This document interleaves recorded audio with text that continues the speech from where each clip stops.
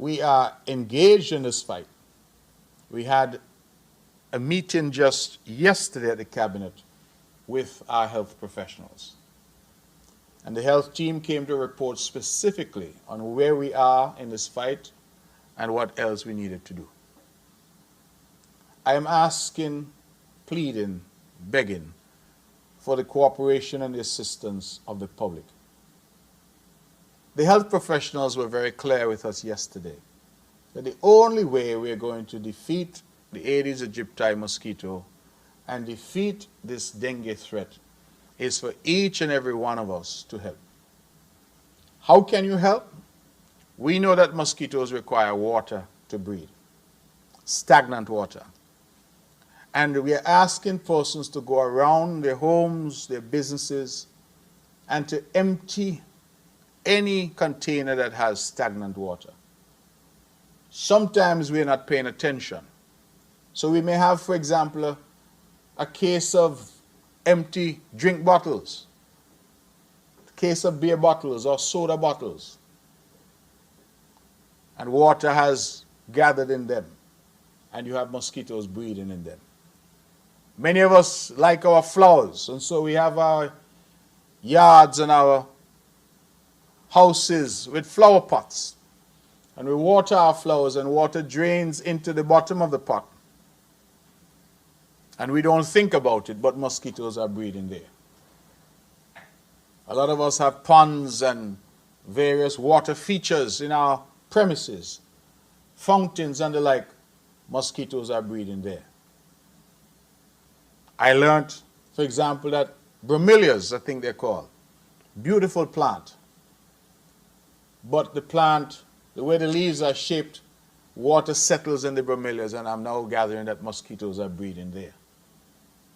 Some of our people perhaps harken back to a time when we didn't have water in our pipes, still have drums and kits and buckets full of water all around their yard. Mosquitoes are breeding there. Some of us have garbage around, old tires, old cans, old pots and pans, old vehicles. And again, wherever water is gathering, mosquitoes are breeding. And so the health professionals are asking for your help. Dengue has the potential to impact all of us. While I'm pleased that all of our cases thus far recovered, I learned yesterday that there's something called hemorrhagic dengue.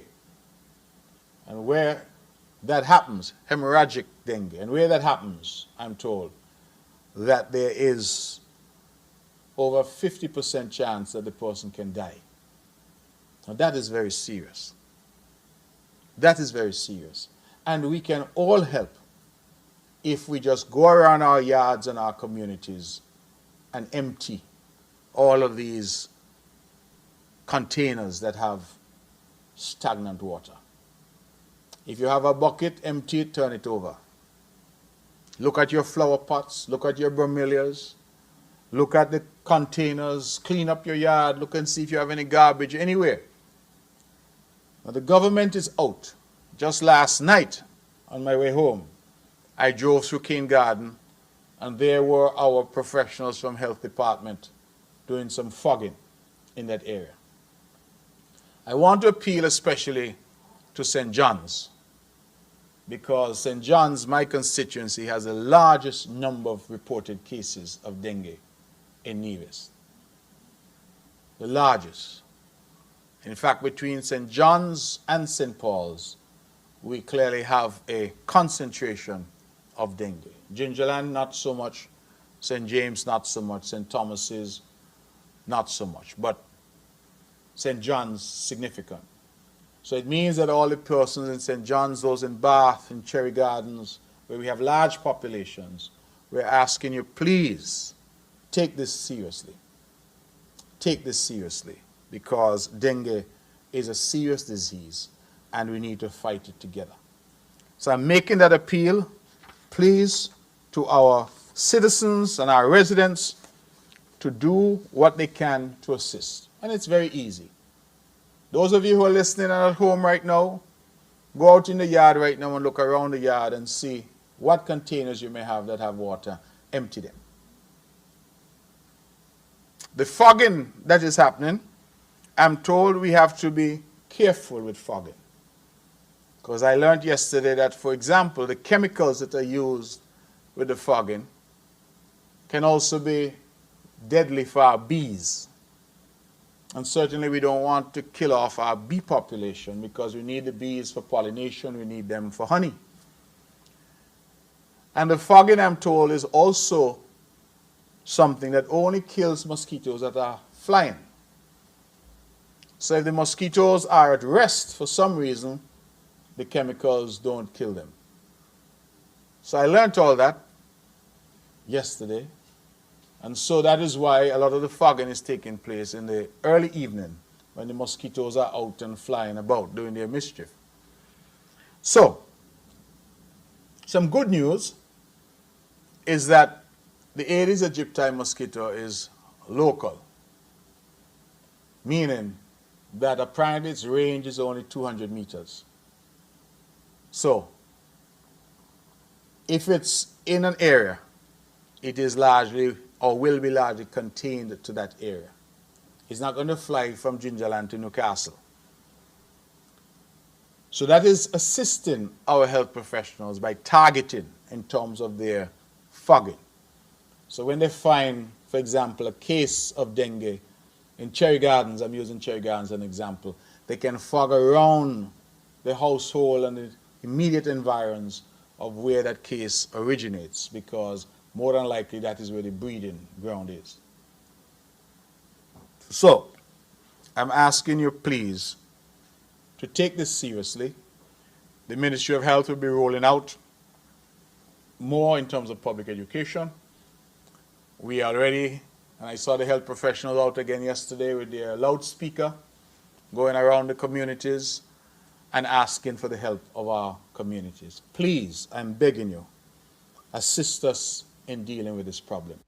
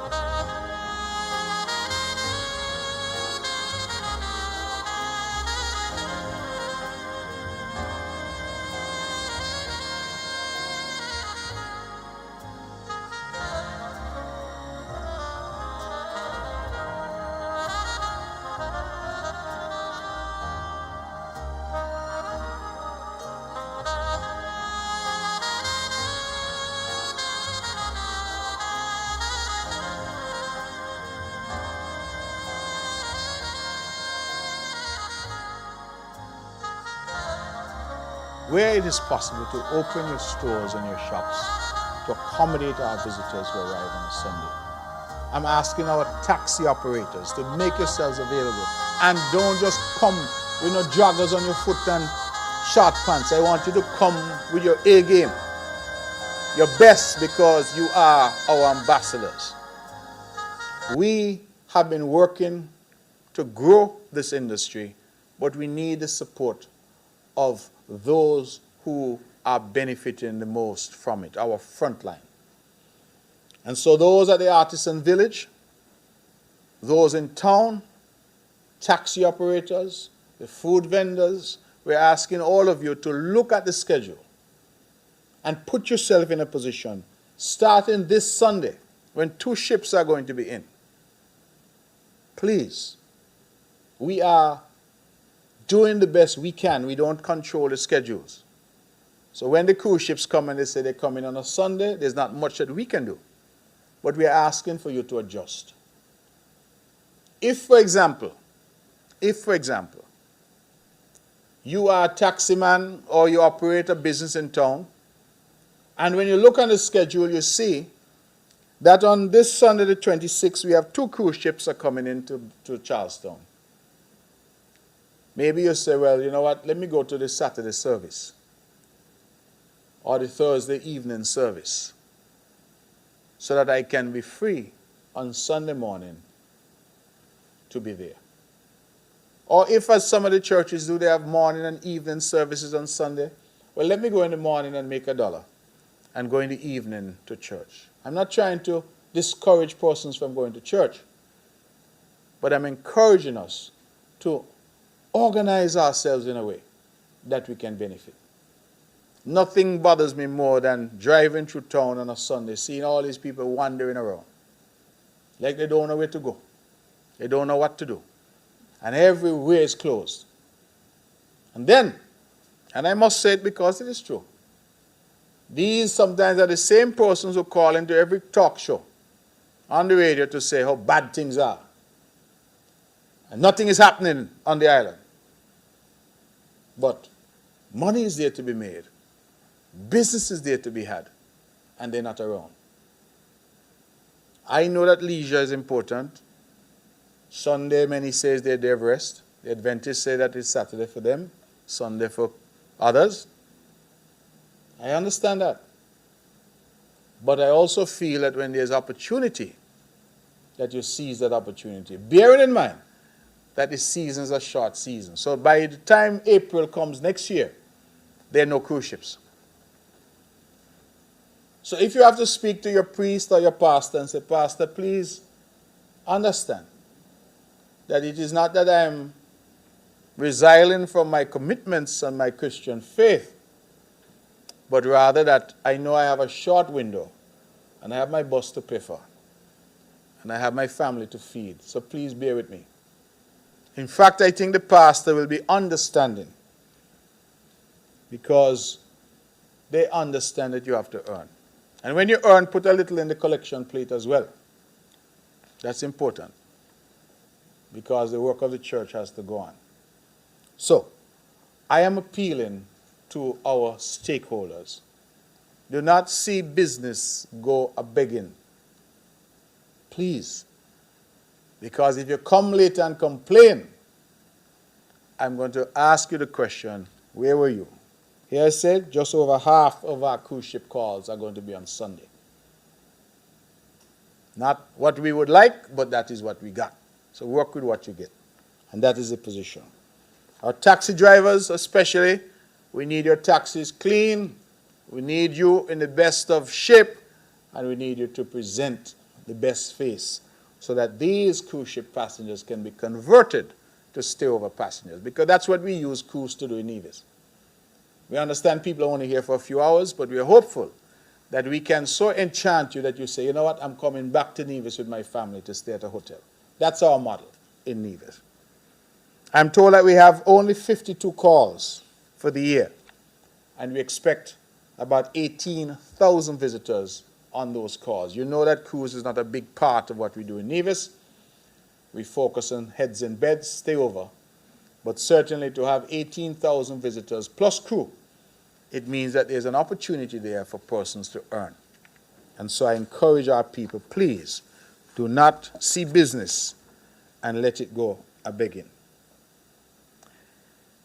A few updates from the Ministry of Agriculture. We were very pleased as we continue with our thrust for food security to welcome poultry consultant Mr. Dayanad Singh, who was here from the period November 13 to 17. Mr. Singh was able to meet with more than 50 potential poultry farmers, and he endorsed the equipment that we've already bought for the poultry processing plant. The consultancy was funded by AICA.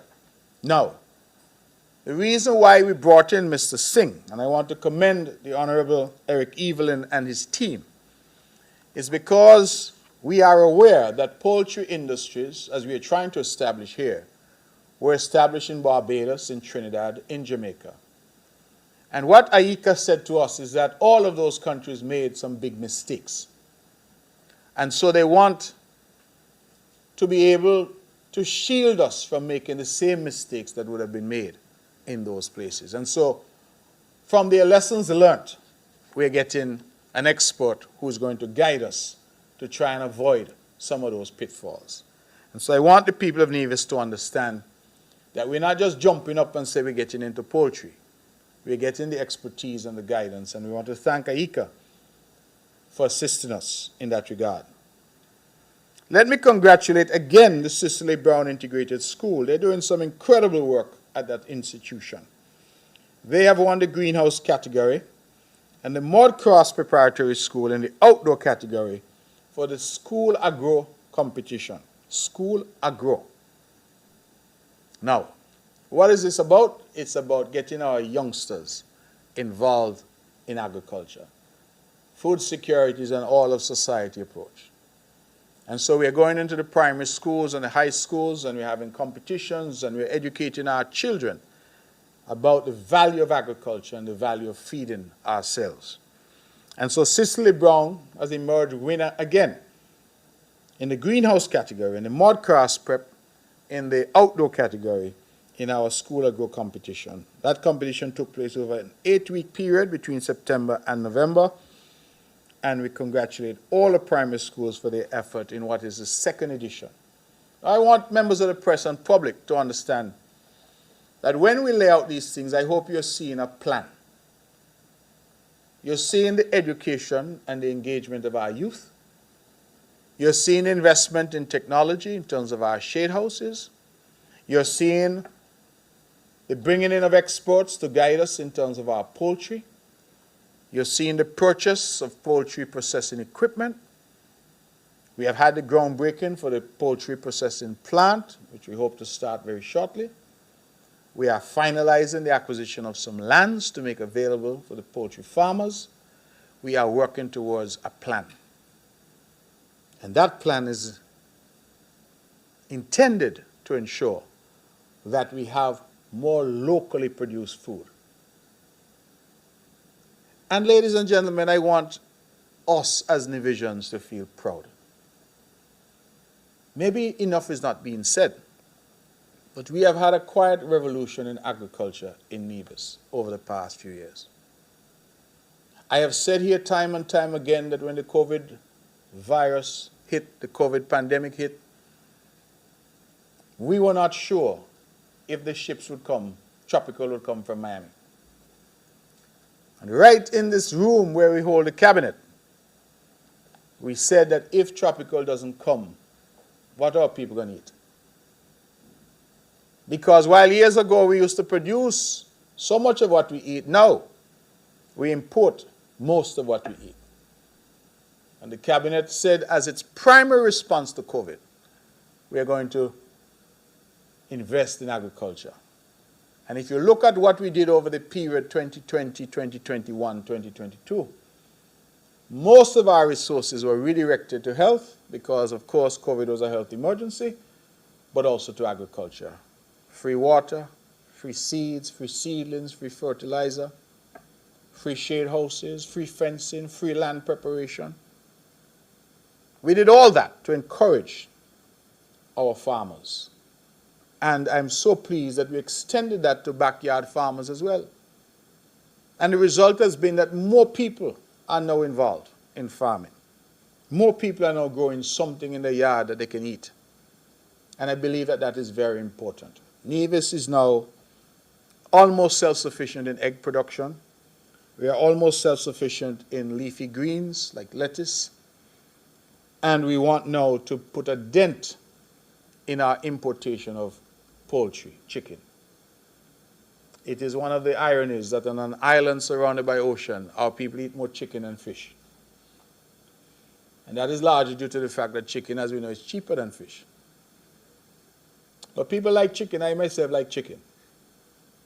But the truth is, we are importing chicken and we have no idea what is in the chicken that we're importing. Sometimes you go and you go to a barbecue and the size of the legs that I see now, they're the size of some small children. And you want to know how a chicken could get a leg big like a small child. I don't think those things are healthy. But that's what we are importing, and that's what we are eating. And whilst I don't know this to be true, it is clear to me that the more food that we import and the more processed food that we import, the more food full of hormones and chemicals that we import, the more we see disease and sickness here, cancers and the like on the rise. So to my mind, there's also a health benefit for us investing in producing more local food. I believe our local chicken will be better quality.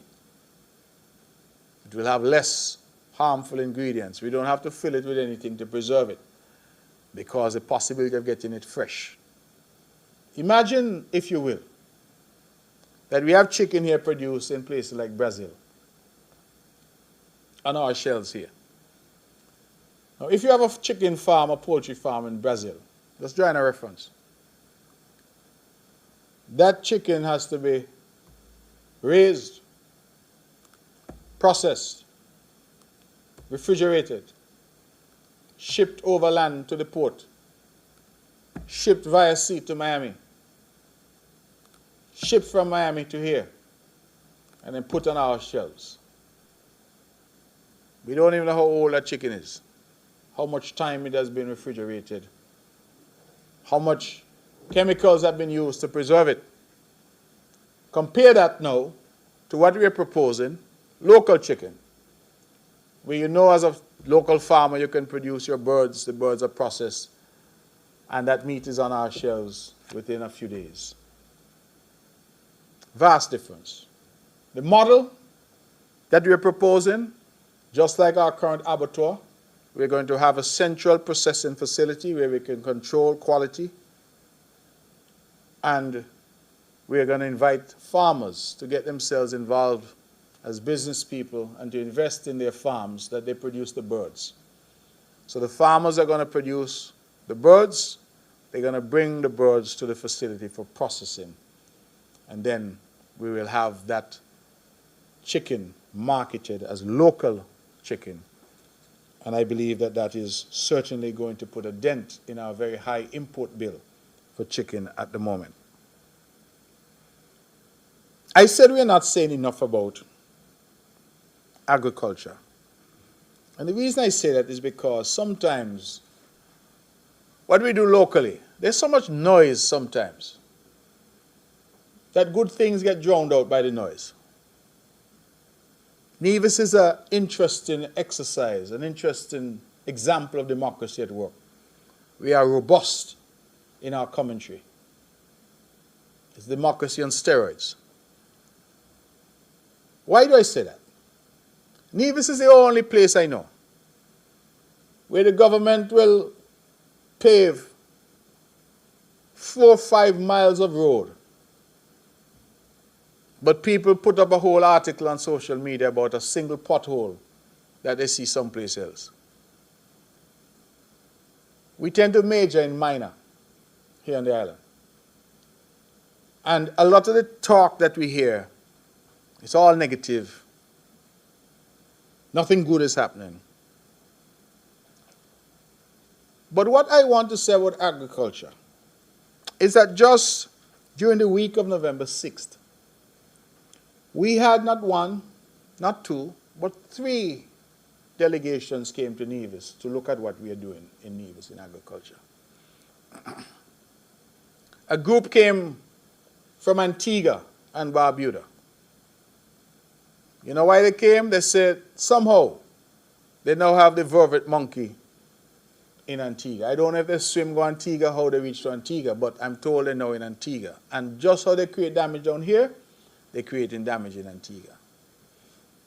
The Antiguan officials came to see what we were doing.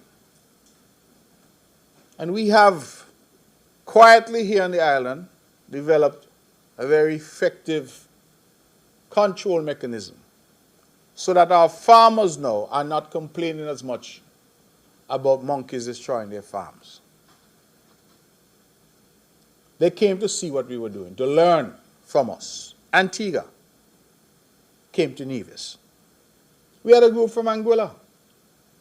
The Anguillan government looked across, saw what we were doing in Nevis and said, let us send. And when I look at the lady who led that group, I think she's the head of fisheries in Anguilla.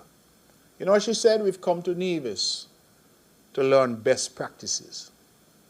I sometimes wonder if Nevisians understand what is happening on this island. Anguilla said they've come to us to learn best practices in agriculture. And then we had a group from our sister island of St. Kitts, a group of farmers. And they came over, and from what I'm told, they marveled at what they're seeing happening in Nevis. At what we're doing, the investment we've made in storage at the Lawrence and Parry facility to assist in marketing and extending the shelf life of the produce that is generated from our farmers. The products, the range and quality of products at our abattoir. How our extension farmers are working, our fruit orchard at Indian Castle, our plans for poultry, the fact that most of our farms are fenced, have the electric fencing at the top to keep out the monkeys, and most importantly, nearly every single farm on the island of Nevis has irrigation on site. And I did not even know, but most of the farms in St. Kitts don't have water on site. They don't have drip systems. They're rain fed. So the farmers in St. Kitts are in large measure depending on the rains to water their farms. In Nevis, virtually every farm has a drip system that's in place. And so the farmers, in their own reactions, spoke about what they saw and how pleased they were to see what Nevis was doing. Remember, in Nevis, you know, there are some who say nothing is happening. But Antigua come, Anguilla come, St. Kitts come to say, let us learn from you. And I want to commend again our minister and team for the excellent work that they're doing. As I mentioned, the abattoir, let me put out a plug. The abattoir says, the principles there, that they are accepting your orders for smoked hams and smoked and rotisserie chicken for Christmas season. Please, don't say I didn't tell you, because a lot of people wait and then they don't get any. So please go and get your smoked hams. The hams especially are excellent. Local ham, local chicken, all being done here in Nevis at the abattoir. Moving quickly, Public Works. I just want to advise that we have done some extensive works in the Nisbet settlement area, Rollins Pasture. The Water Department has laid 3,500 feet of 4-inch HDPE pipeline. This commenced on October 2nd, was completed on November 10th. In an effort to relieve customers in the Port View development in Montpelier suffering from low water pressure, a partial 4-inch PVC pipeline approximately 500 feet in length was constructed. That commenced on October 7th, was completed on October 18th, and we put on pressure-reducing valves in the Montpelier area to control pressures downstream. We commenced the project in low ground on November 7th. It's an area just south of the top of Cherry Garden. Approximately 1,500 feet of 4-inch PVC mains will be installed. And the problem over there, especially with our farmers in that area, they were complaining of low water pressure. So we'll solve that problem for them. So I want to commend the Water Department. And my last statement is by way of public notice. Members of the press, ladies and gentlemen, you would have heard much talk about the airport project, where this government has committed to expanding and modernizing the Vance Amory International Airport. We have decided to do so because the current airport facility is inadequate and there's no traffic there. So we have decided that it is appropriate that we develop that facility. We have a partner with us, and we are proposing what is referred to as a public-private partnership to develop the airport. It will be a significant project, and as this government always does things, we are open and transparent about what we do. We have said to the public that when we are ready, we will have the necessary consultations. And I'm happy to announce that with the leadership of the Honorable Alexis Jeffers, who has been charged to lead this project for the government, that the consultations with the engineers and the designers of the project, that consultation, the first consultation will be on Monday, the 4th of December. It will be at the St. Paul's Anglican Church Hall in Charlestown, commencing at 6 p.m. So for those who have questions, they have suggestions, they have comments, they want to understand the scope of the project, they want to know what is happening, we will have the first consultation on Monday, the 4th of December. And that will be at the St. Paul's Anglican Church Hall right here in Charlestown, commencing at 6 p.m. At this meeting, the proposed plans for the upgrade and expansion of the Vance Amory International Airport will be presented. Additionally, we will be asking for your suggestions, your recommendations, and we welcome all to come. We recall that there was a lot of hullabaloo about no consultation, but consultations can only happen when you're ready. And so we now have the engineers, the consultants on island. We now have the designs, and so we are now ready to say to the public, this is what we are proposing in terms of some details of what we are proposing, and to get the public feedback in that regard. So I ask the public to come out in their numbers on the 4th of December at the St. Paul's Anglican Church at 6 p.m. and to ask the consultants whatever questions they may have and to make their recommendations and suggestions as we try to build out the infrastructure and this critical piece of infrastructure, the airport, for the benefit of the future economic advancement of the island of Nevis. Thank you very much, and I'll now take whatever questions you may have for me.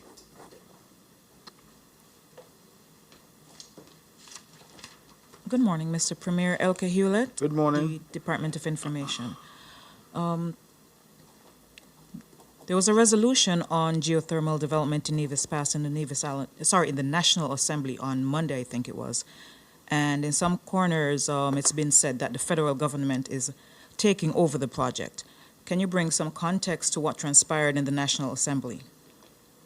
Second question, can you explain the reason behind the amendment to the Integrity in Public Life Ordinance, as the opposition is claiming the amendment is unconstitutional? We are also seeing an upsurge in homicides, especially gun-related homicides and armed robberies in the Federation.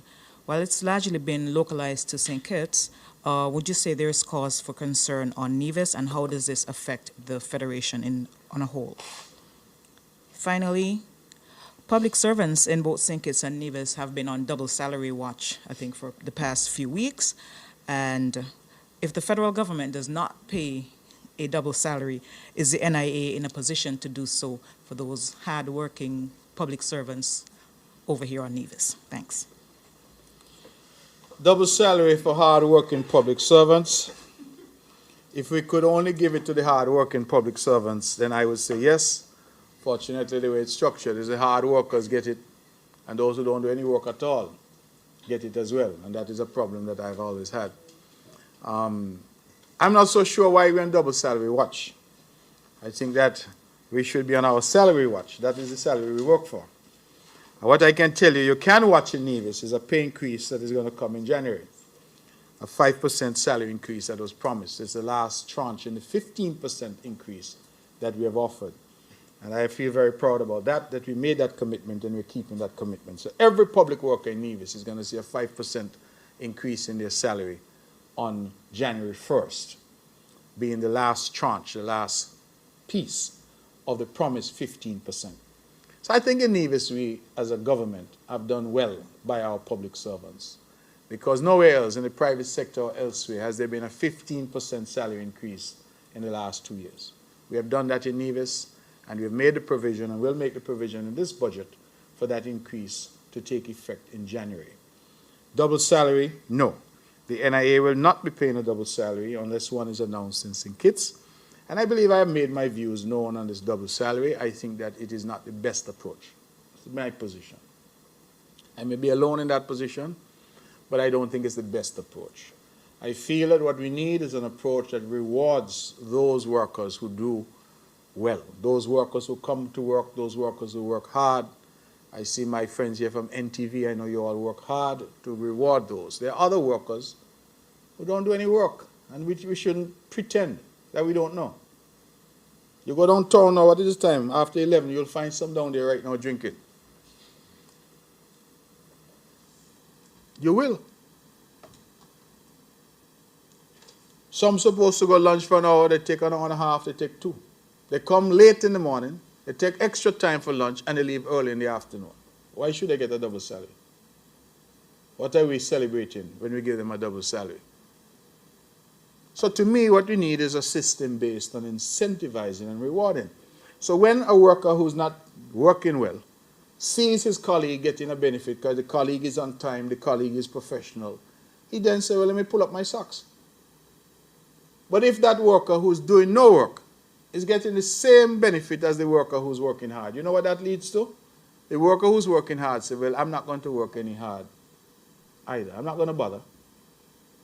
Because what I realize happening in this department is no matter who work and who don't work, everybody get the same reward. So we need to rethink this approach about double salary. That's my view. And we need to find a way where we have evaluations done, and at the end of the year, we say these are the top performers, they get something. If you're not performing, better luck next year. Pull up your socks. But this thing of giving everybody, I think, works ultimately as a disincentive for those workers who are really committed to the task at hand. I don't know what the Prime Minister is going to do. That is a matter for him, no doubt, to announce, but we'll wait and see. But as I said, that is my personal preference, will be to get a system in place to assist and reward those who perform well. Because some public servants go well beyond the call of duty. They're there early, they leave late, they're helpful, they're courteous, they understand the assignment. Others, really, the only thing they come to work for is to mark their name so they could collect the pay at the end of the week or at the end of the month. Other than that, they have no interest. And so to give that person the same reward, I think, doesn't make sense and doesn't work. There's another point I want to make about double salary. In Nevis, for example, double salary costs, and I'm giving rough numbers, would cost about $10 million. In St. Kitts, that number is probably closer to $25 or $30 million. So each time a double salary is announced, you're talking about anywhere from $35 to $40 million that has to be found to pay out to public servants. Now, if I happen to be a taxi driver, I'm contributing to the country as well. If I happen to be a lady who's packing the shelves or a gentleman who's working in the back of Rams, I'm contributing as well. If I happen to be a small business person, I braid hair, I fry and sell chicken, I barbecue chicken. I'm a fisherman, I'm a farmer. All of us are contributing to national development. But when every year civil servants get something and them don't get nothing, bearing in mind that the money that is being paid out is coming from our citizenship by investment program. Well, the citizenship by investment program belongs to all of us. It belongs to the civil servant, to be sure, but it also belongs to the farmer. It belongs to the fisher. It belongs to the small business owner. It belongs to the lady at Rams packing the shelf. It belongs to the taxi man. So put yourself sometimes in their shoes and say, well, how do you think they feel that every year you see people walking home in December with 2 pay and they sometimes can't get one? I think we need a system that is balanced and fair. Frankly, I very much like the system that the Prime Minister introduced of the CBI dividend, where he said if you're registered with Social Security and you're up to date, you can benefit. Because that means everybody across the board was able to benefit. But when every year you only benefit some people and then others. I look at the statistics in Nevis. We have over 6,000 employees, workers in Nevis, according to Social Security. We know the number is higher because not everybody has gone and registered with Social Security. I'm begging them to do so. There are also lots of self-employed people who have not yet registered with Social Security, and again, I beg them to do so. But we have just over 6,000 persons registered with Social Security. Of those, about 1,900 are government workers, established, non-established, weekly, monthly, etc. So if that 1,900 keeps getting a double salary, what happens to the other 4,000 who are working every day and contributing every day as well? I think our system requires greater equity, greater balance, and we need to celebrate all of our people. This is not to diminish the contribution of our public servants. Not at all. But I, for example, have said that during COVID, our public servants were in a privileged position where they got paid in full and on time every single week, every single month. Whether we were on lockdown or not, whether they were at work or not, they got paid. That was a commitment that this government made and a commitment that we were able to keep to our public servants. That was not true of the taxi man. There were no tourists. That was not true of the hotel worker. That was not true of the fisherman who, when he catch the lobster, have no hotel to sell him to and no restaurant to sell him to. That was not true of the restaurant worker. And yet it seems that the response was again to say, well, how do we reward public servants some more and ignore the rest of the community? So I think that we need to sit down and really work out an equitable arrangement, Ms. Hewlett. And I note your plug of the hard-working public servants, and there are many, but I think we need a system that rewards the hard workers and does not reward mediocrity. So that is my 2 cents on that. The resolution on geothermal, I think, was historic. And so the people can understand.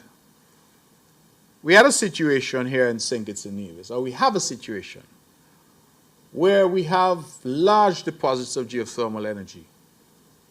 But by God's own work, that is located in Nevis. St. Kitts does not have any geothermal energy. I don't know the reason, but just similarly, you could have oil in one place and in the next place you don't. You have gold in one place, in the next place you don't. It's God's work. But we know we have it, and we've known now for nigh 2 decades that we have this geothermal energy. We have not been able to extract it because a lot of the people we have spoken to, they say, you know, the project in Nevis is just for 12,000 people. It's too small. They want, of course, a national project. That is a project with St. Kitts and Nevis. And I regret to say that for far too long, those in Bastia have undermined the efforts in Nevis to access geothermal. Successive governments have done so, including the government that I was a part of. I would remind the press that when Nevis was talking about developing the known resource, that Sinkits announced during Team Unity administration that they were pursuing geothermal in Sinkits. In fact, I believe they gave some contract to a French company, if memory serves, when they knew very well that there was no geothermal to be had in Sinkits. But of course, we know that there were problems in that construct, created not by the construct, which I still think was a brilliant idea, but by the people in that construct. And so one of the problems that Nevis found itself in is that we could not move our project forward because if we tried to go private, they said it was too small. And when we tried to go by using funds from Green Climate Fund and CDB and all of that, they said, hey, Nevis has no standing, so we want to hear from Bastille, federal government, on this project. So we were caught. I have said before, and I say it here now again, that in order to have the CDB Board of Governors consider the geothermal project in Nevis, we needed a letter from the Office of the Prime Minister to say that the federal government supported the project in Nevis. And we begged and pleaded for that letter from the then Prime Minister, Dr. Timothy Harris. That letter never came. Without it, the CDB could not proceed. We had a change of government in August of 2022. And in my very first meeting with the new Prime Minister, Dr. Terence Drew, I raised this geothermal project. So Dr. Drew, the project requires the support of the federal government if we are to access funding from the CDB. And within a week, that letter had gone to the CDB by the new Prime Minister. That was August of 2022. By December of 2022, the CDB board approved $17 million for this project. That's the first real money that we've had committed to the Nevis project, was the CDB money, and what they call a contingency recoverable grant. All that means is, if they drill and the drilling fails, the money is a grant. If they drill and the drilling succeeds, the money will be transferred into a low-interest, long-term loan. But Nevis has no capacity to access CDB funding absent the federal government. I want people to understand that, because while CDB will speak to us, we'll get all the details and the working technical teams and engage with us, when it comes down to the nitty-gritty, it is the federal government that has standing, not the NIA. The NIA for them is like a local government. You know, in Jamaica they have local government and they have the central government. So the international agencies, foreign governments, are going to speak to the central government. So when I was foreign minister, for example, I raised with the Americans, I raised with others, the possibility of funding for geothermal. In fact, through my intervention with the United States, we were able to get technical assistance from the U.S. State Department, the Energy Desk. I wasn't aware, however, that while I was in one church in one pew, singing one song, that others in my government were in a different church in a different pew, singing a different song. And so the U.S. and those said, St. Nevis is not serious. So, we're not sure what you all want, because Nevis said they want geothermal, St. Kitts saying. In fact, instead of pursuing geothermal, you all recall that St. Kitts went ahead and signed a contract for a massive solar project. Leclanche or something like that was the company. They signed a 20 megawatt, I think, solar project at a price which would be more than double the price that we would pay for geothermal energy if we were able to access it. But I said it in the Parliament on the debate, and I'll say it here again. It appears that in some quarters in St. Kitts there was a concern that somehow Nevis is going to be in control of this resource, and Nevis is going to be in control of the energy. And I'm saying, if those in Bastia had a view and a perspective that we are one country, then it really wouldn't matter that the resources in Nevis are in Sandy Point. What would be important is how do we commercialize the resource to benefit all the people of the country. We've already done the interconnectivity studies. St. Kitts and Nevis is not like Antigua, Barbuda, or Trinidad and Tobago. St. Kitts and Nevis, you could swim from one to the next. We actually have the cross-channel swim that's coming up in the new year. Every year we do it. We could swim from one to the next. That's how close we are. People can go on jet skis from one to the next. If you take the water taxi, 5 minutes, you leave Nevis, you're in St. Kitts. It's only 2 miles at the closest point. So the New Zealanders have already done the interconnectivity study for us years ago. They say all you need to do is run a cable under the sea, 2 miles. And when you turn on the switch here, St. Kitts get geothermal. So it's within our grasp. What we lacked was the political will. And that is not new, you know. You recall when the NRP held the reins here in Nevis for the period 2006 until 2013. The then Premier made public statements about seeking guarantees, seeking support, Bastia for this project. It wasn't forthcoming. We got in as a government in 2015. Again, that support was not forthcoming. And so what happened on Monday, Madam Hewlett, was instructive, and it was historic. Because we have a Prime Minister now who understands that the future of St. Kitts and Nevis and his ability to achieve the sustainable island state that he has set as his goal as Prime Minister, that Nevis holds the key. And that key is geothermal energy, renewable energy. That is why Mr. Daniel P.S., who's here, was able to journey to the Kingdom of Saudi Arabia to talk to them about geothermal.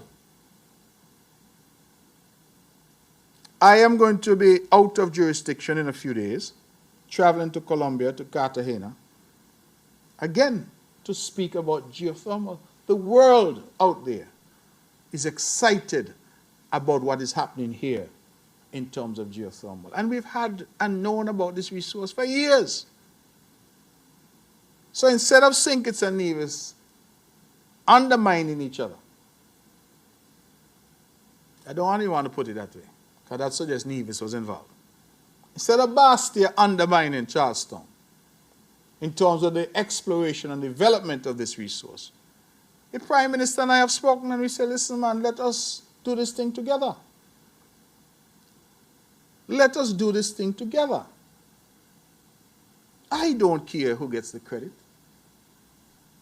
It doesn't bother me.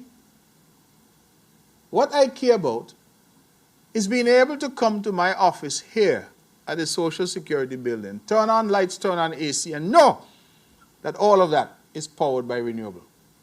To see all of our hotels on the island switch over to renewables.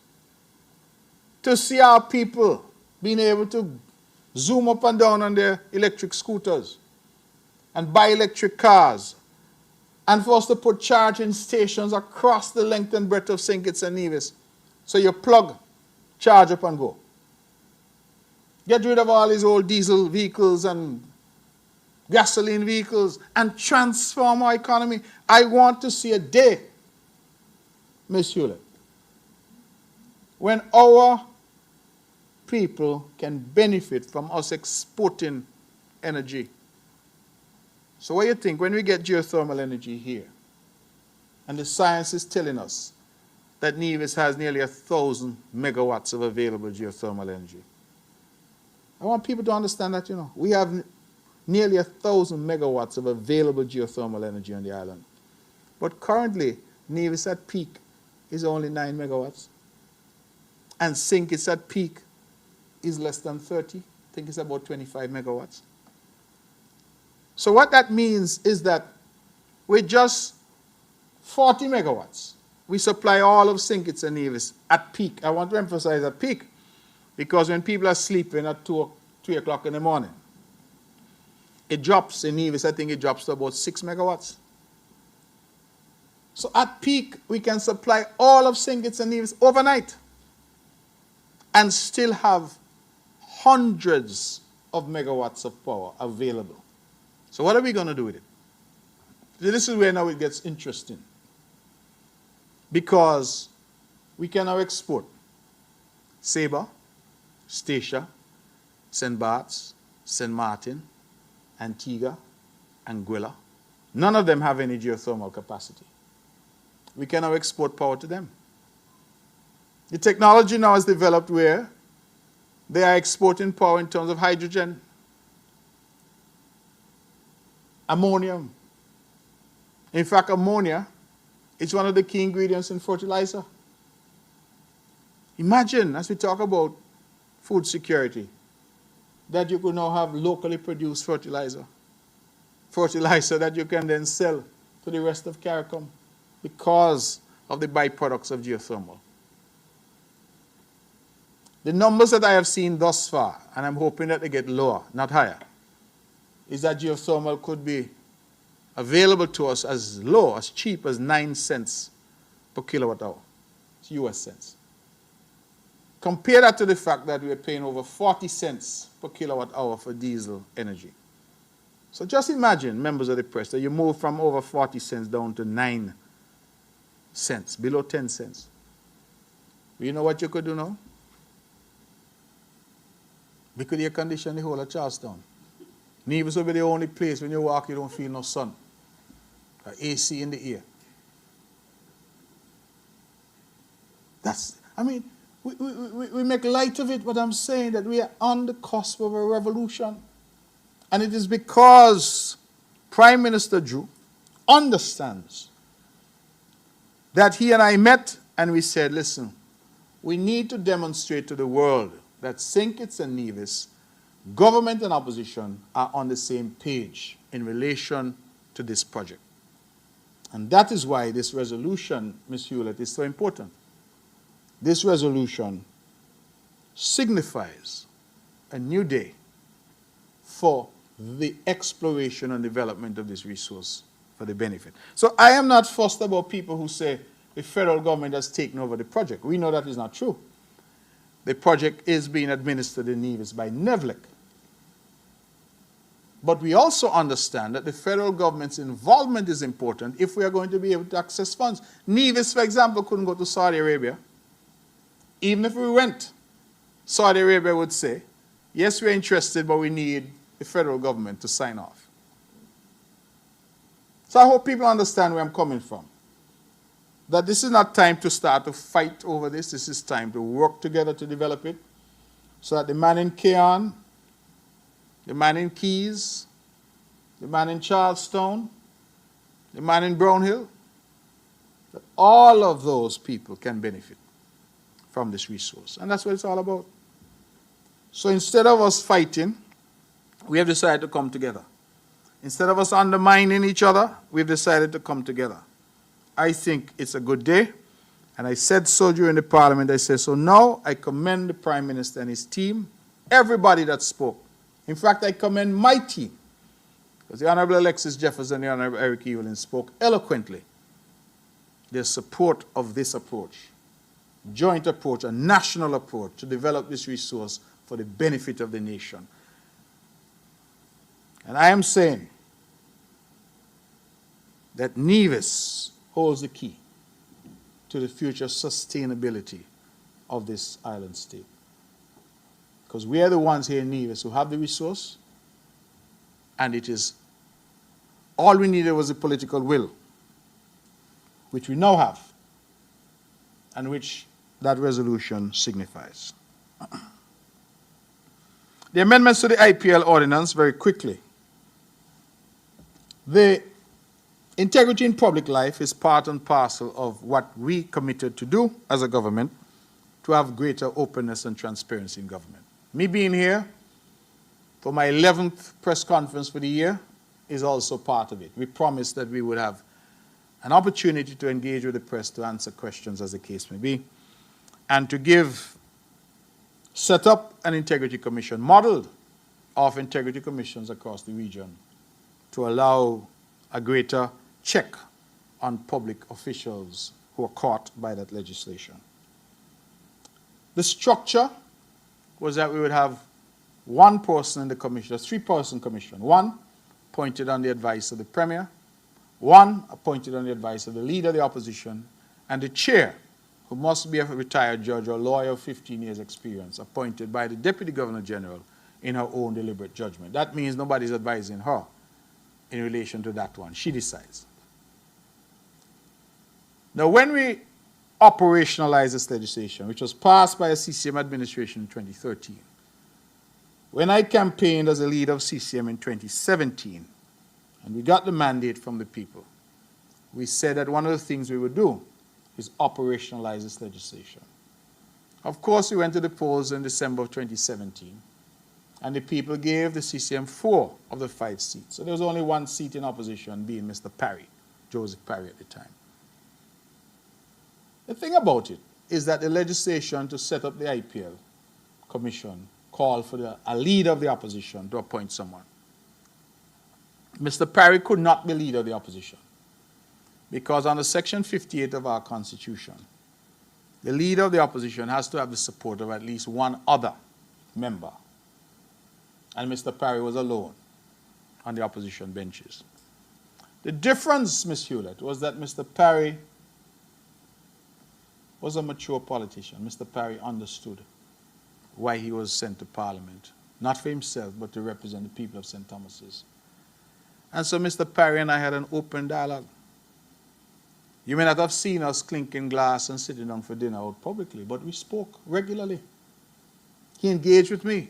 So when this issue arose, he knew he could not be leader of the opposition because constitutionally he had no one to support him, and the leader of the opposition under the supreme law of the land, the Constitution, requires that that person has the support of at least one other person.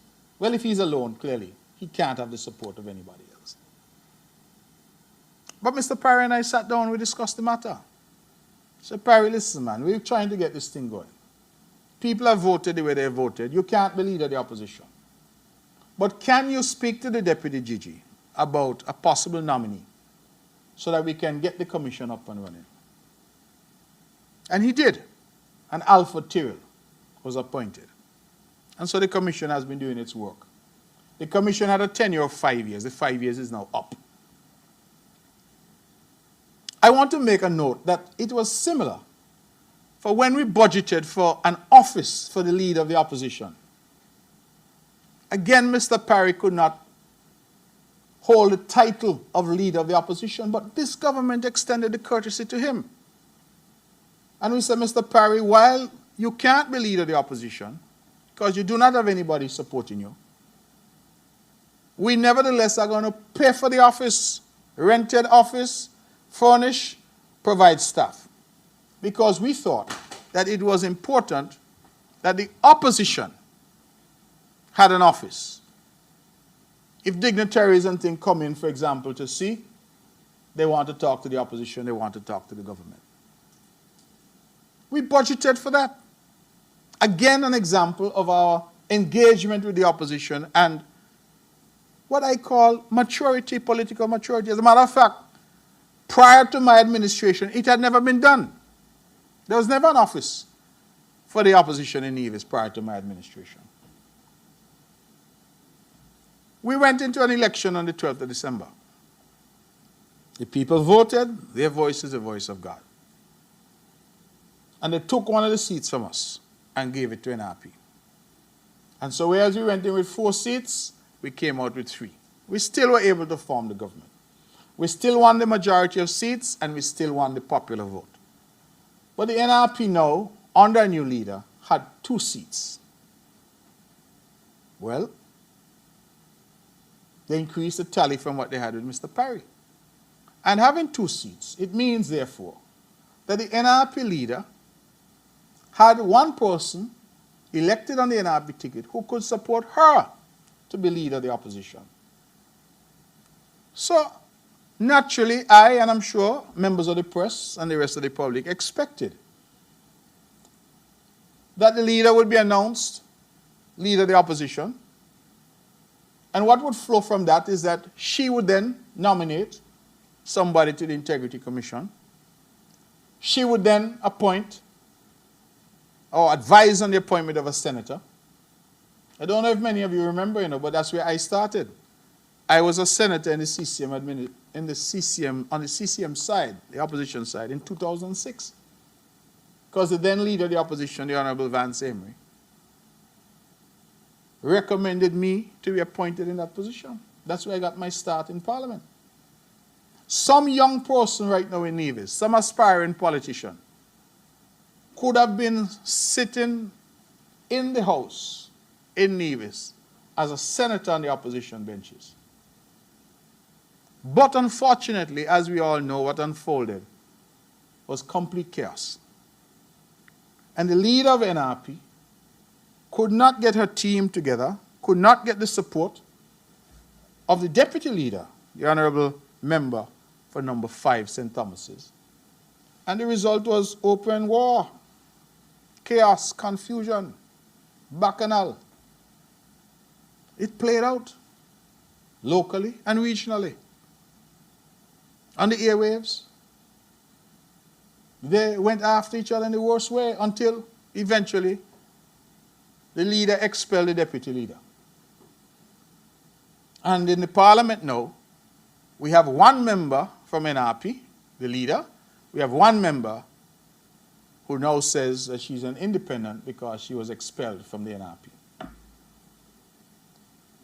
So I want the public to understand that had that chaos not ensued, there would have been a leader of the opposition, and that leader of the opposition would have nominated somebody to the Integrity Commission. Because that chaos ensued, you have the leader of the NRP sitting on over here, face vex up. The member for number 5, St. Thomas, is sitting on over here, face vex up. He's like the Jews and the Samaritans. I'm over on the other side. The Integrity Commission tenure has ended. We need to reappoint. The Governor General, the Deputy Governor General has reappointed Ricardo Keynes. I have reappointed Sidney Newton. The Commission can't meet. The Commission can't function because a third member is missing. Remember I said when only Mr. Parry was there, Mr. Parry and I were able to talk, and I said, Mr. Parry, man, talk to the Deputy GG and see. And he was able to put somebody forward. In this case, nobody's talking, no consensus, no discussion. In fact, I said in the Parliament that the 12th of December is going to make a full year since I have been re-elected as Premier. I have not in that time heard a single word from the leader of NRP. No issues raised with me on behalf of her constituents, no issues raised with me on behalf of anything to do with Nevis. So I don't know how it is that she anticipates she's going to function, because at the end of the day, there is a government in place. And in the ordinary course, when you're in opposition, you approach the government to get things done for your constituents. For whatever reason, the good lady has decided that she will not speak to the government, or certainly not to the Premier. And the result of that is that to understand what is going on in the constituency that she represents, I have to go to the Honorable Alexis Jeffers. He is who keeps me informed about what's happening in St. James and what the people of St. James need and what it is they're doing, because the person they elected refuses to engage. I can't say the same about the member for number 5 because she engages regularly. She always saying she need this, she need that done in the constituency. That's how it should be. So there's no dialogue, there's no engagement, and so we have the commission cannot be constituted and therefore cannot meet. We have a whole office, staff. We're paying rent, we're paying staff.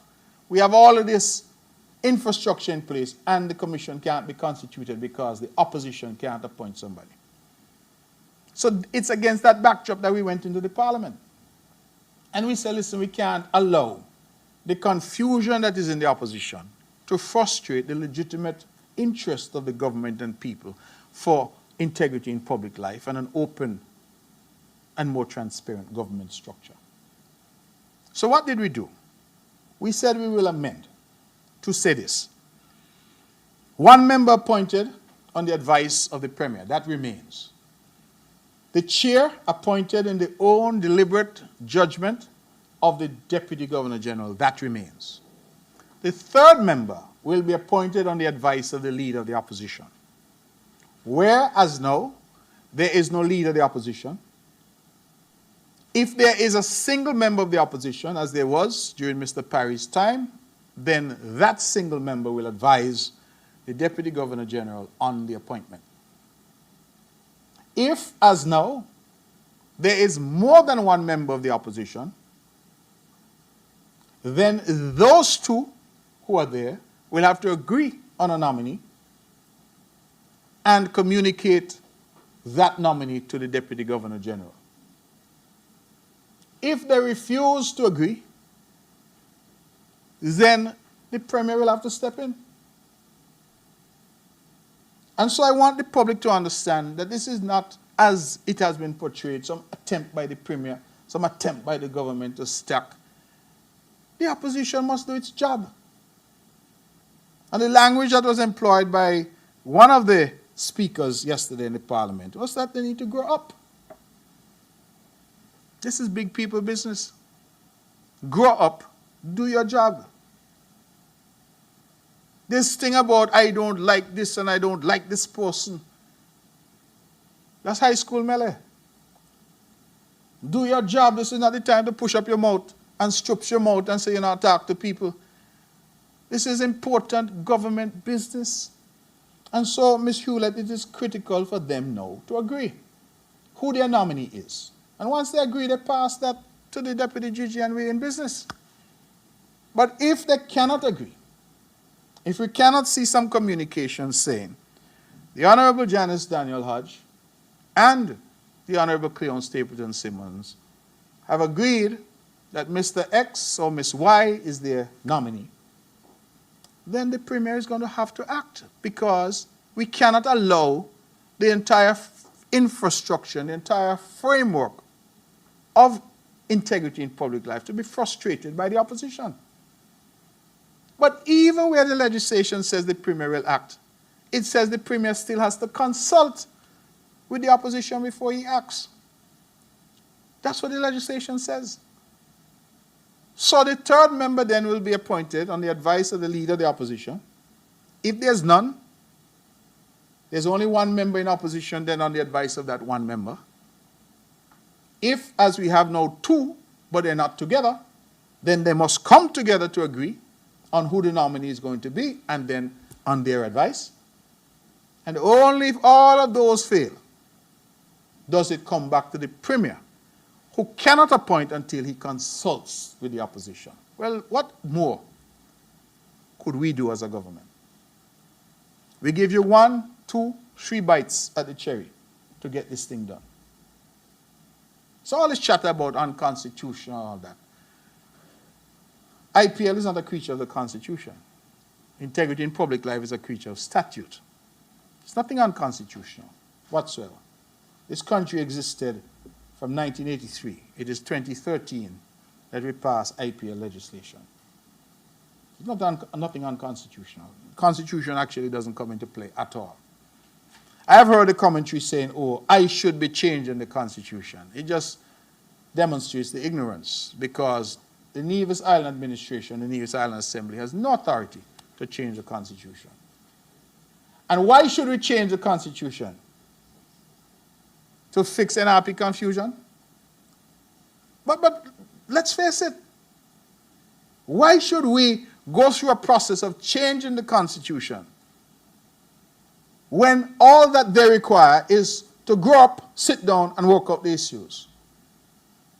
But the whole country must change the constitution because they can't get along. I just hope that the people of Nevis are paying attention. Homicides in the Federation. Monsieur Hewlett, I want to express my very deep condolences to the families that have suffered.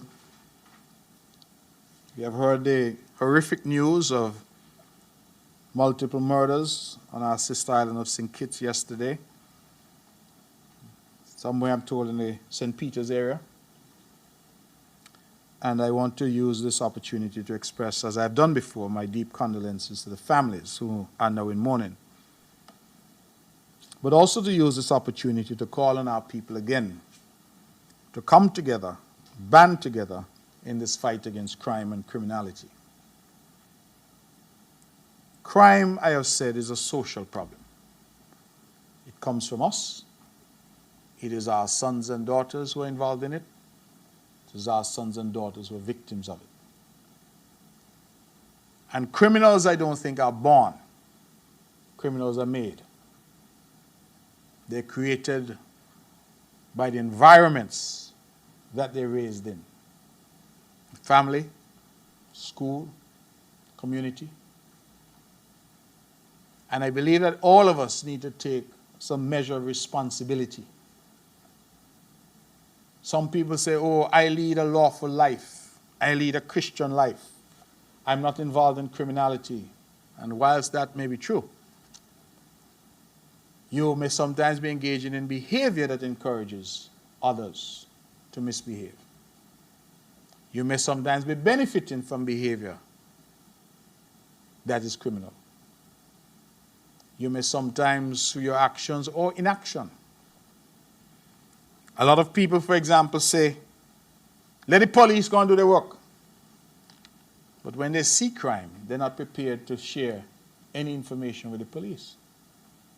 As if the police are superhuman. And so by some process of discernment, the police will automatically know who commits every crime, and the police will be everywhere. Every country in the world. No matter how rich they are, no matter how well resourced they are, depends on their population to fight crime. Every country. You go to the great United States of America, the minute something happens, it's all over the news. Police are asking, please call the tip line. I don't watch something called the First 48 or something. It's a program I like to watch on television. Whenever there's a homicide, they say the first 48 hours are critical. The police depend on the community to fight crime. Here in St. Kitts and Nevis, we have a community that is not prepared to assist the police, but keeps saying they need to do more. So crime is our problem. It is fashionable to curse the government when crime occurs. And I believe the government must bear responsibility, because ultimately the buck stops with the government. Policy, legislation, all of those are within the purview of the government. That is why we have a minister and a ministry of national security. But I have been around politics long enough to know that no government can solve crime on its own. None. And while we may have programs that curb it for a while, if the underlying reasons for that crime aren't addressed, it's going to bubble back up again. And that's exactly what we're seeing now. We had the peace program that was in place under Team Unity. It didn't function the way I think those of us who were at the table thought it should. It was hijacked. But that's a discussion for a different time. But that peace program suppressed violent crime because people were being incentivized not to engage in violent crime. But it did not address the underlying root causes. So at the minute that that peace program was not being administered in quite the same way, the crime bubbled back up. For example, I argued inside and outside the cabinet that the peace program and payments to these youngsters must and should have been coupled with some removal of guns from the street. There was one incident where a youngster was caught with a firearm. I think he came to Nevis to buy the firearm, if memory serves. And he was caught and sentenced, convicted and sentenced. And that youngster was on the peace program. And it seems to me that peace money was being used for better arms, better guns. So you did not have a holistic approach to the program. Program was a good program, well-intentioned. The program was designed to divert people, to say to somebody who committed a crime, perhaps young in life, and now has a record, can't get a job, because if they applied 4 seasons, they see the record, can't get a visa. So people feel like, man, we're not a criminal, we're going to stay a criminal. No. The program was designed to say, listen, if you have a skill, you're a good landscaper, you're a good mechanic, you have a business idea, create an avenue for you to do something different. That is really what the program was designed to do. Somewhere along the line, the program became just paying people money, because that suited the political agenda of some. But it did not address the underlying cause and the underlying roots. So it seems to me that some fellows say, boy, I'm going to collect the money because the money will flow. And I'm going to lie low. But the minute that things change, the fundamental tool that the criminals are using for this horrific brutality is the gun. And we never coupled the reward with any responsibility on the other side. And so, we now have an explosion again in gun violence. It means that we need to go back and have another look at this. I have said publicly that the Honorable Prime Minister and Minister of National Security, he needs to step above and beyond the politics. And even though there are some out there now who every time there is an act of violence, they put out a press release as if there's something to be celebrated. I feel that the better approach, which can only come from the Prime Minister and Minister of National Security, is to reach out to all stakeholders, including the opposition, and to say, listen, if we love this country as we say we do, and let us put aside the PAM politics and the CCM and the NRP politics and the PLP politics and the Labour politics, and I can't remember the other name, the party, MRI, MR something in Nevis politics. They put aside all of that. And let us get together and see how we can work together. All of us singing from the same hymn. I hope the members of the press see how many times I've made that reference, because I like the idea of singing from the same hymn, being in the same pew. There are some things, and I mentioned about CBI some weeks ago, that I did not agree with the approach by some to destroy it. I will not join them in that. I also do not agree with the approach now to politicize crime. And I say that as somebody who spent quite some years in opposition. And I used to be a very vigorous as a young politician. I fell into that same approach. Oh, it's your job to secure. With the benefit of age and wisdom, I have come to realize that it is our job. And this is not to absolve the Prime Minister and the government of their responsibility, because the buck stops with them. But sometimes, when we say it is their job, we ignore what we ourselves need to be doing. So, just like we have an obligation to assist the police, a lot of these murders in Nevis go unsolved, not because the police don't know who did them, But the evidence that the police need to charge and to prosecute is not always forthcoming. Because all of us become blind, deaf, mute when it comes to doing our civic duty and stepping up to the plate and helping to solve the problem. We all are of the view that it is somebody else's responsibility. Until the thief or the gunman reach to our door. Then we start to cry out, help, help, help. But we are not interested in helping to curb the problem. So we see and we don't see. We hear and we don't hear. And when the police cry out for assistance, we call them down and cuss them. We say we don't trust them, we don't this. All of those are just excuses. Because if we wanted information to get to the police, there are multiple ways we can get that information to the police. You don't trust the police, I'm sure you trust someone else. Come by me and my office and tell me. Go by the PS. Go by your preacher. Must be somebody in your life that you can say, listen, call the officer and let the officer know what happened. But we withdraw ourselves as if this is not our society and our country. And then because of the smallness of the country, we start to say, Lord, is my friend's son, you know. Lord, is my sister, little boy. And then we start to make excuses for the behavior. I saw something this morning. I'm going to mention it here because I like to take people at their word, but I saw something this morning that was sent to me of a young man,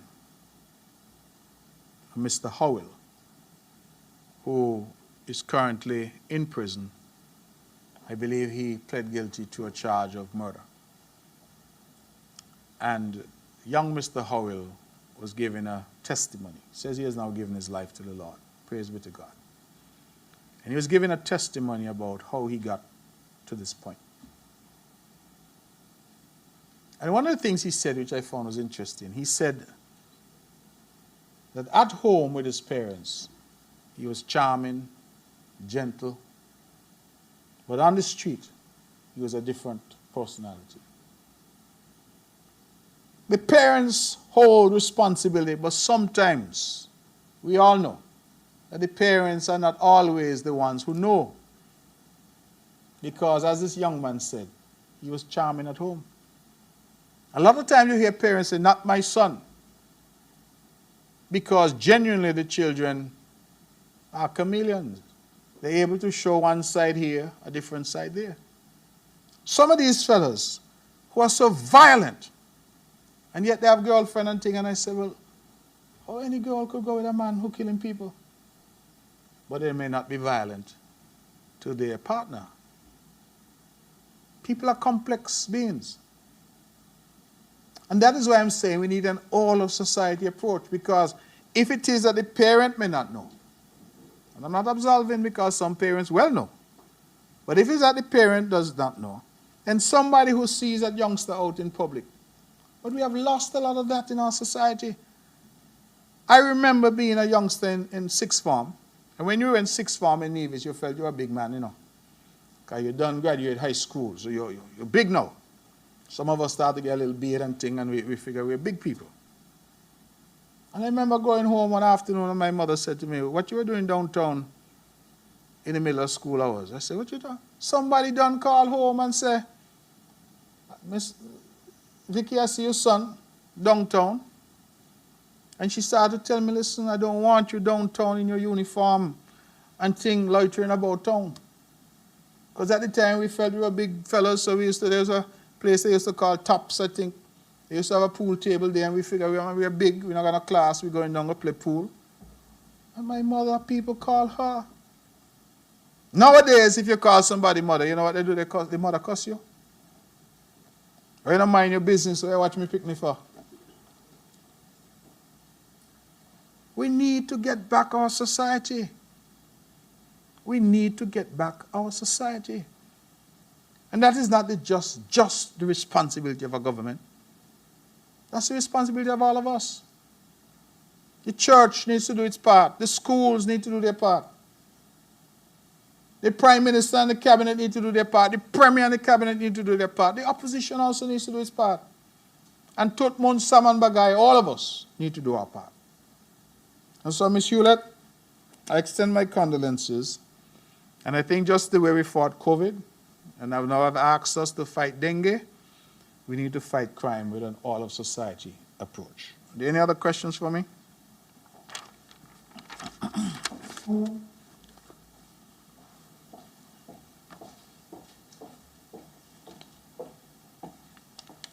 Danella Thompson, Vaughan Radio. Good morning, Premier Brantley. Good morning.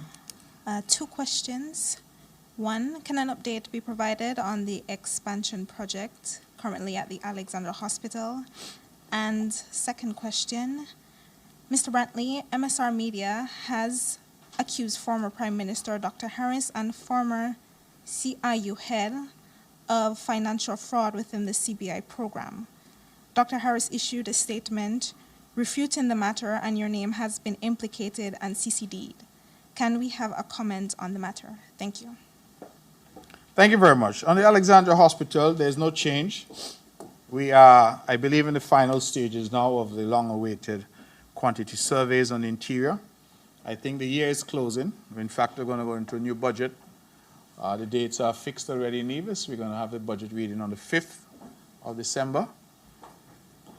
And so I anticipate, Ms. Thompson, that in that budget we will make provisions for 2024 for the completion of that project. We lost this year because of those difficulties that we have that I've spoken about time and time again here. We finally were able to get reputable persons to do the work for us that was asked to be done elsewhere and wasn't done. And we expect to have that in hand shortly. As soon as we have that, the contractors are already on alert. We're ready to go. So this budget will have a significant allocation for the hospital project. In fact, I can tell you that it will be the principal capital project for the government in the coming year. Insofar as MSR Media is concerned, my involvement with MSR Media is limited to the movie deal that we struck with them. I know Mr. Martinez, who's the head, and I have great respect for him. We have engaged in a professional way in relation to making movies in Nevis, and I can say publicly that he delivered on what he promised, and that the NIA had a partnership with MSR that yielded, I believe it was 9 movies in the space of about 2 years. Those movies did a number of things. It exposed our people to the movie industry. It got the world looking at Nevis as a possible destination. And I can tell you, as a consequence, we already have additional persons who want to do movies here. And we were only held up because of the actors' strike that was happening in the United States that I'm told has now come to an end. And so we anticipate in the new year to have additional movie productions being done right here in Nevis. This was, as you recall, one of our responses to COVID, where we reached out and MSR Media came, they embedded themselves here. Mr. Martinez and MSR at some point decided to branch over into St. Kitts and to get into other business. That is not anything to do with me or the NIA, because our business with Mr. Martinez and with MSR was exclusively about movies. On numerous occasions, MSR suggested that they wanted to do other projects on Nevis, hotel, studio, movie studio development, and we were supportive of those, but none of those came to fruition. I'm aware that MSR was actively courted by former Prime Minister Harris and his team. And I smile because I said to myself that Prime Minister Harris has zero interest in movies or MSR. Prime Minister Harris looked across the Narrows and he saw Mark Brantley over here with some movie stars and said that we're making movies in Nevis. And he said, I don't want that in Nevis. I want it over in St. Kitts. And just like how they said they were going to have their own geothermal project to undermine the project in Nevis, just so they reached out and did everything that they could to woo MSR to St. Kitts. I looked on, I saw the play, I smiled. I smiled.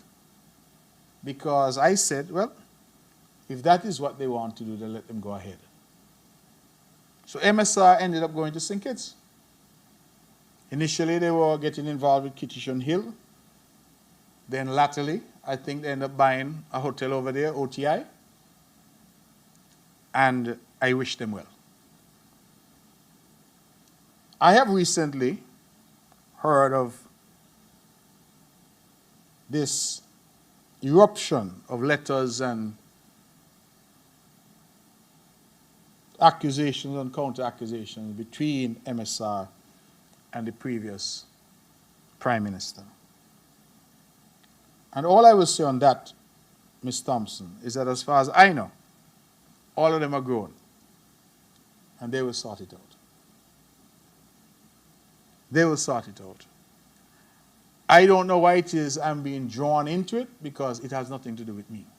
I was not in the meetings and in the back rooms when the deals were being made. I was not privy to any of the discussions. I never went to any meetings where anything associated with citizenship by investment was being discussed.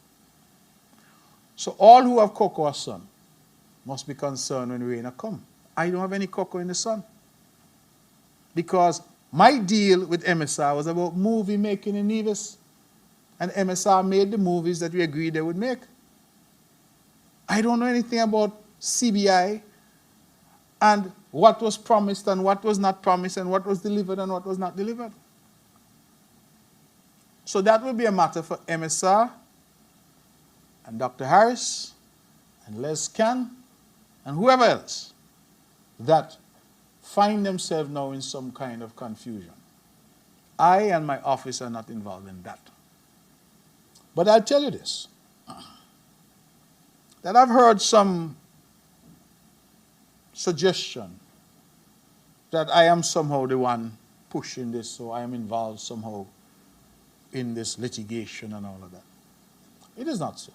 I have nothing to do with it. If litigation is going to erupt, then that litigation will be based on whatever deals were made and whatever deals went wrong.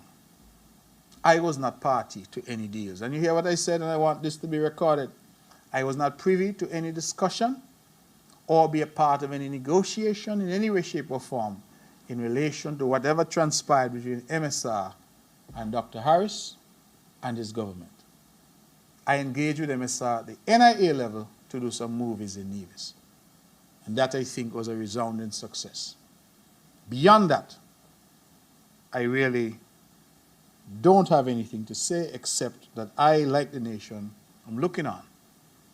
Because whatever arrangements were made, whatever deals were made, and whatever allegations are now being made, the best people to speak to that are the people who are in the room. And I wasn't there. So it will be for MSR and its people, and Mr. Harris and his people, to work out whatever it is. As I said, they're all grown, and I believe they will be all right. I am focused on Nevis, moving Nevis forward. I remain committed to a relationship with MSR to make movies. They had talked about building a studio. If they're still interested, I'm absolutely committed to that.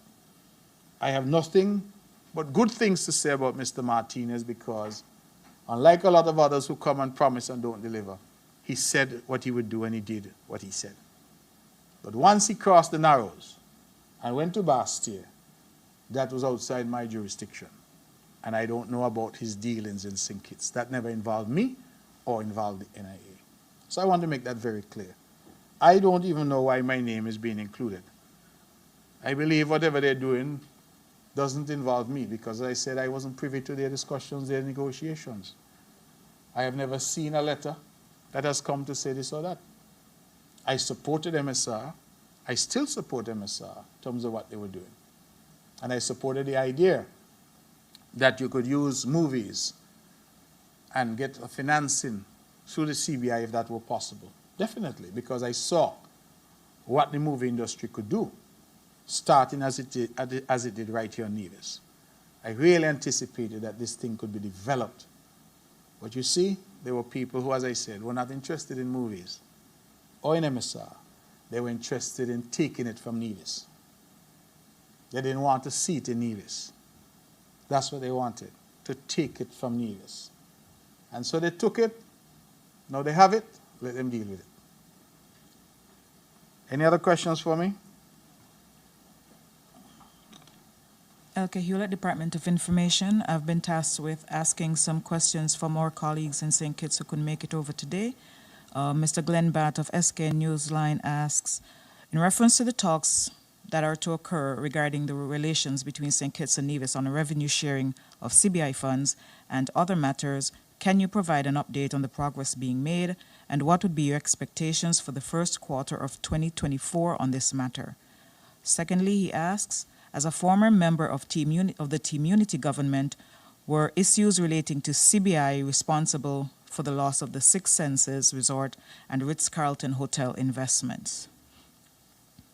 Mr. German Abel asks, can you give an update on the upgrade of the Mondo track, and is the facility prepared for a possible influx of national track meets with imminent work on the Kim Collins Stadium in St. Kitts?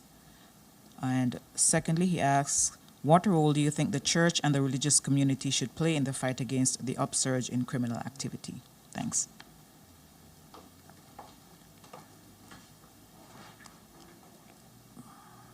Thank you very much, Ms. Hewlett, and thank you to Mr. Bart and Mr.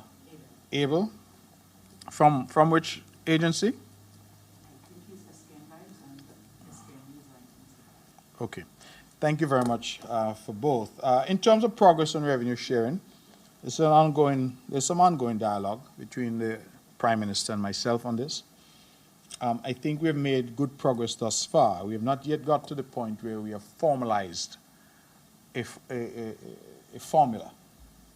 I'm not sure if that's proper language, but we have not yet formalized a formula. Yes, that's proper language.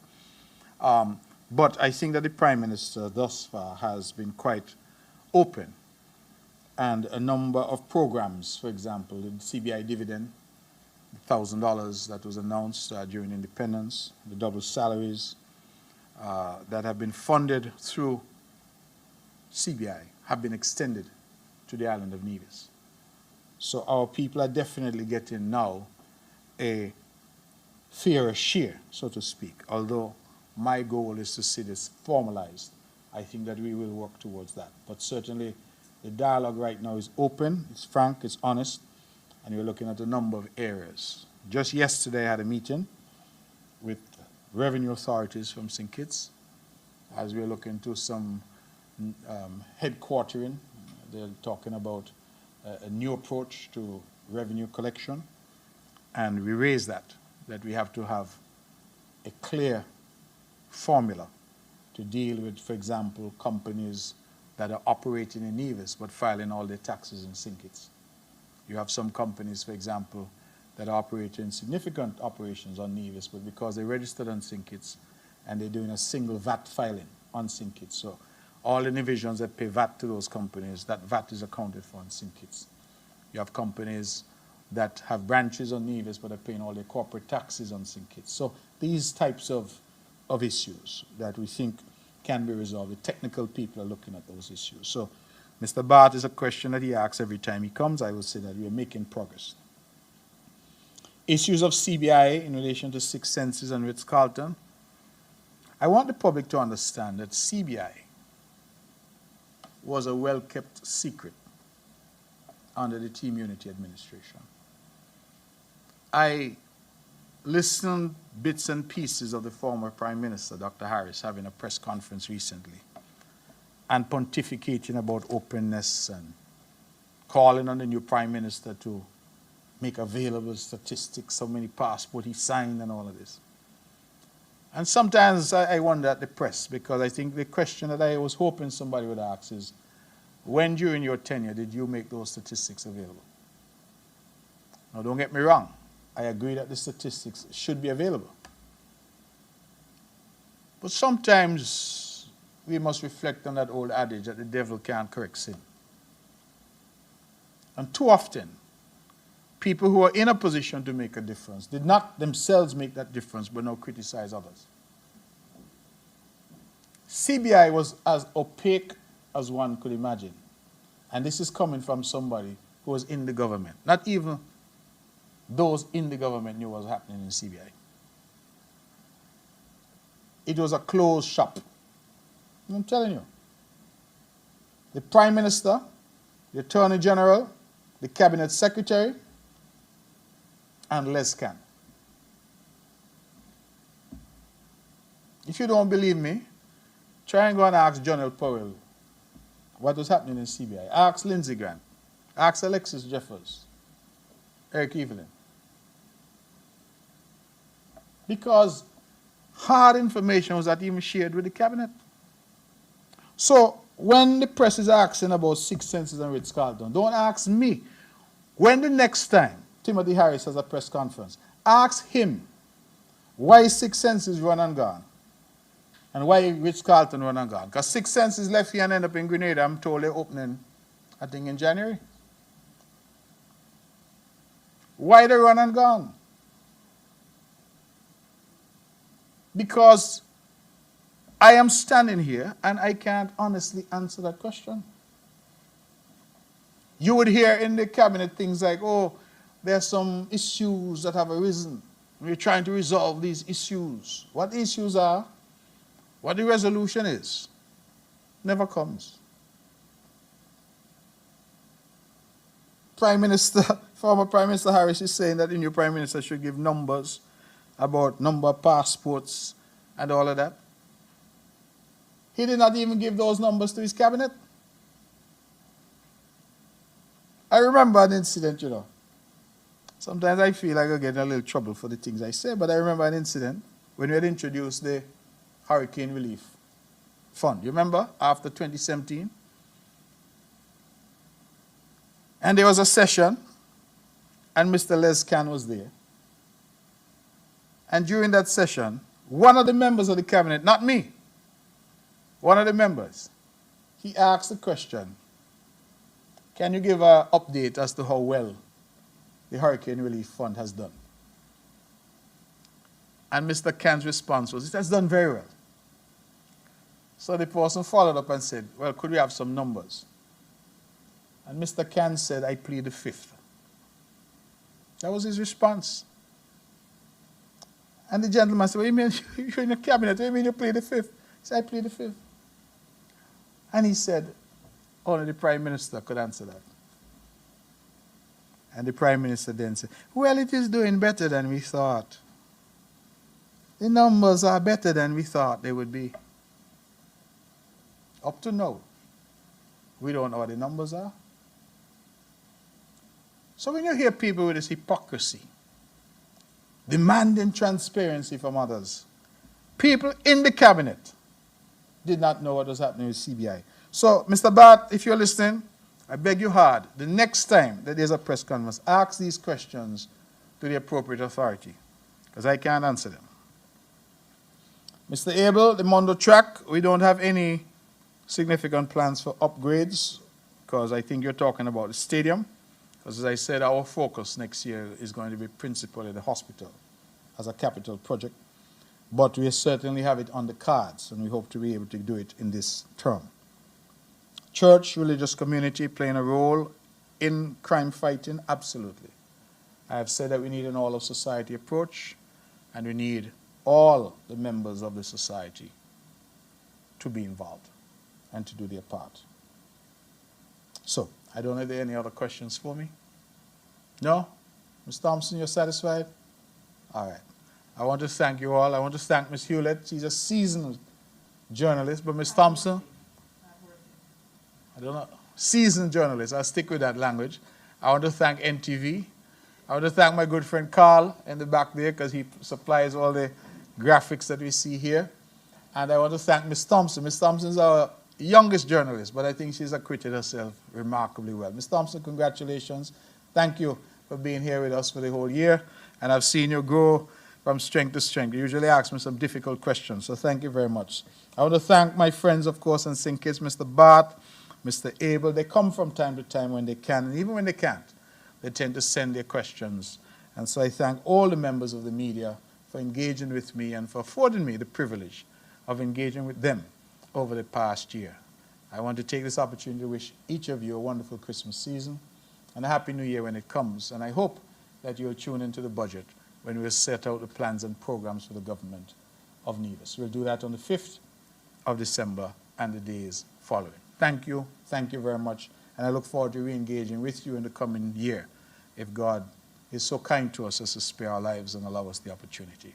Thank you, and God bless you, and have a wonderful Christmas. Whether you get the double or not, Miss Hewlett, have a wonderful Christmas.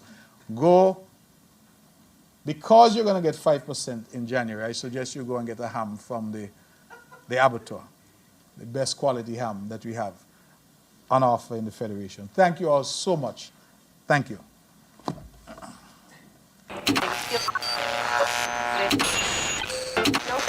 You found the sound.